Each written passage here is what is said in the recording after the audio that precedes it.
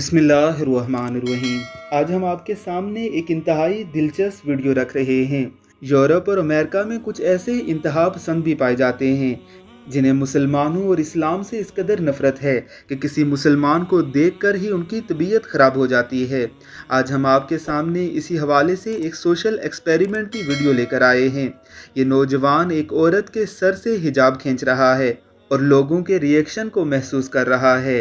इस वीडियो में आपने बड़े ज़बरदस्त अंदाज में देखा होगा कि यूरोप और अमेरिका का पूरा माशरा ही इस्लाम और मुसलमानों के ख़िलाफ़ नहीं, बल्कि ये चंद लोग हैं जो मुसलमानों और इस्लाम के ख़िलाफ़ नफ़रत फैलाकर यूरोप और अमेरिका के रिप्रेजेंटेटिव बने हुए हैं। यूरोप की आम आबादी हर बेइंसाफ़ी पर आवाज़ उठाने वाली है। किसी एक फ़र्द के साथ होने वाली ज़्यादती पर सब जमा होकर ज़्यादती करने वाले के ख़िलाफ़ खड़े हो जाते हैं।